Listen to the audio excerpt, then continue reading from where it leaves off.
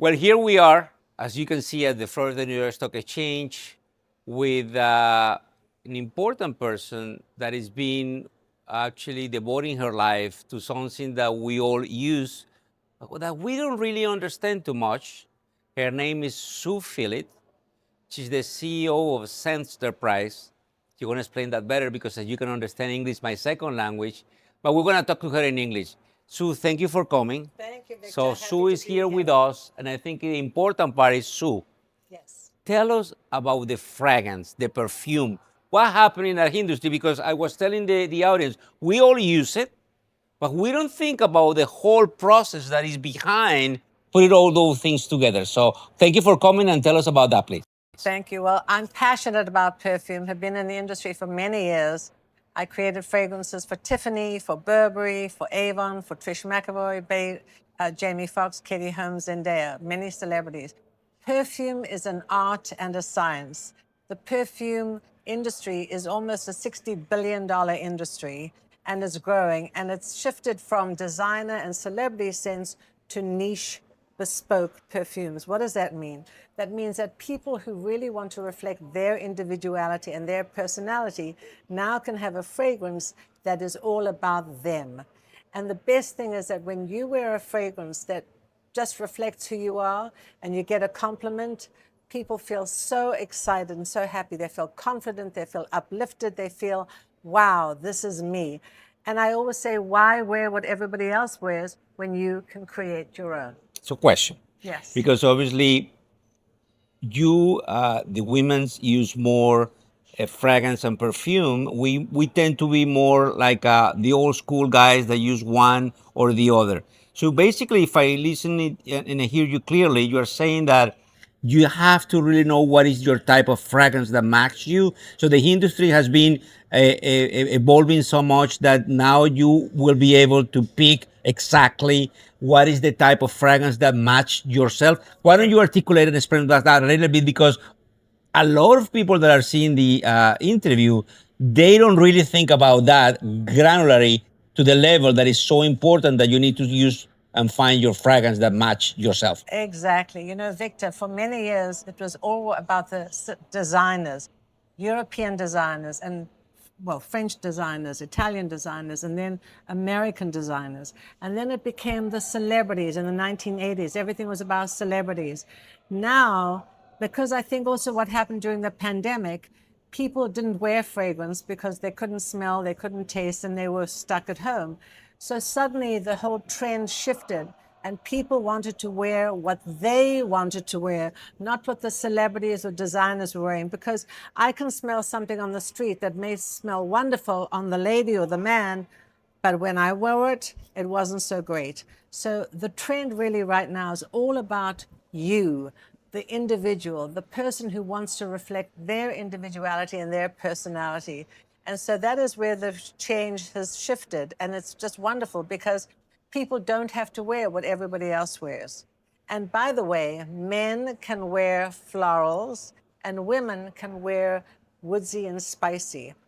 And everybody thinks that perfumes are just for women and colognes are for men. That's just the concentration. Perfume is the highest concentration.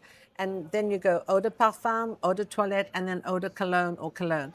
So people think cologne is for men. No, it's not just for men. Women can wear lighter versions and men can wear perfume too. Listen, one of the things that the audience basically realize, and I want you to talk about that, is how companies that are publicly traded here at the New York Stock Exchange in that niche started. And I want you to tell them quickly what are you envisioning with your company, with what you're putting together, how you can, I don't want to say compete, but differentiate from the big brands. Yes. And obviously, I know you are trying to put a push, and just so you know, she wrote a book. She will tell us a little bit about it. But I think the important part is how the company started in the event that you want to mimic and be part of the ecosystem one day. Well, I love that. You know, I've been part of this fragrance business for a long time with big companies like Elizabeth Arden and then Lancome and Tiffany. I created and developed the first Tiffany perfume. And over the years, big companies now recognize with the Estee Lauders and the LVMHs and the Codys and the L'Oreals, they're all acquiring small niche brands. Why? Because of the innovation, because there's more creativity, there's more innovation, there's more quality ingredients that can be done.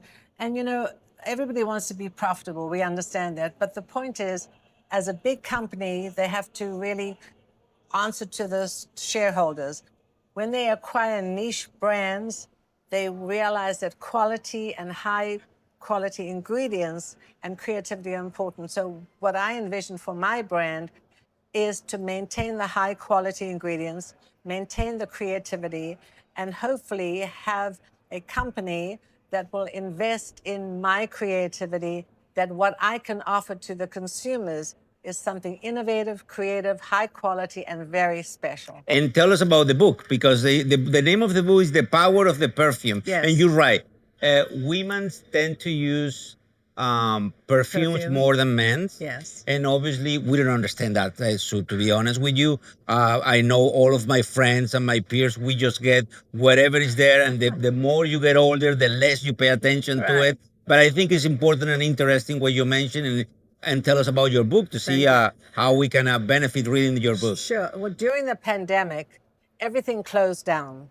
And so my business downtown in the Tribeca closed down. And so I had to reinvent myself again. I've reinvented myself very many times.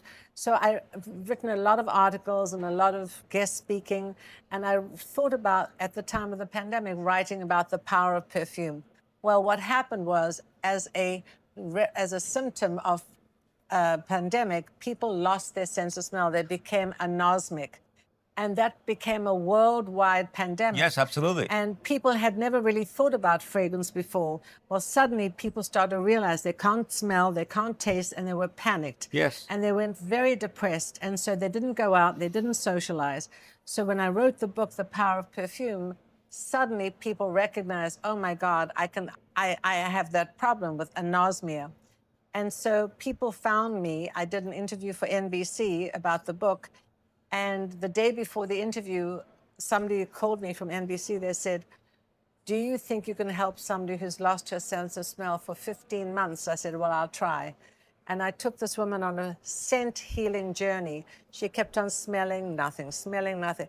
Finally, on the 14th one, she said, I smell something and it's beautiful. She started to cry. It was so emotional. And the interview went viral, and many, many people from around the world contacted me. So it really is something very important, the power of perfume, because when you lose your sense of smell, you lose your sense of taste, you don't want to go out. So I wrote the book, The Power of Perfume. And then, because of all the interviews, a neuroscientist reached out to me, and we're just at the end of writing my second book, and she is helping me from a neuroscientific standpoint, and I'm doing it from the olfactory. So it's connection between the olfactive, the olfactory bulb and the limbic system. And people need to understand what fragrances, it's our most powerful sense. Sight is our strongest. So you can meet somebody, you can be very attracted because you like the way he or she looks. But honestly, if you don't like the way they smell, it's kaput. It's finished. So listen, so we're amazed by everything that is happening, not only with the ability for us to wear perfume, but that you actually are helping people that has been unfortunately affected by the pandemic. Right. So if you have to give us some sort of suggestions for men and females, because some of them might be able to reach you, but the typical people still buying their perfume Right. on Amazon. Right. They still buying their perfumes or cologne from any of the, with all respect, Walgreens, CVS. Absolutely. That's where you get all those Steve, the Ross store, Right. the TJ Maxx. If you have to give us some sort of suggestion how to do it better, what do you think we should do? Well, at the risk of giving a plug, people need to know who they are and what they like. What is their lifestyle? Are you casual? Are you sophisticated? Do you like outdoor sports? Do you like, going to the ball game? Do you like sophisticated theater or opera? So find out what your personality is. And usually I say people who like outdoor situations like a fresh fragrance. If you're a little bit more sort of sophisticated, you might like a floral. If you're rugged and like the outdoors and like to go hiking and mountain climbing, you might like woodsy fragrances. And if you really love spicy, exotic things, you might like the spicy fragrance. So people can actually go to my website, which is SuePhillips.com, take the scent quiz, and it's amazing. Oh, you have a quiz there? Yes, there's a quiz. And also in the back of the book, there's a quiz. You can really determine your olfactive personality by the scent quiz, and it's almost 100% accurate. And the thing is, I always say again, why wear what everybody else wears?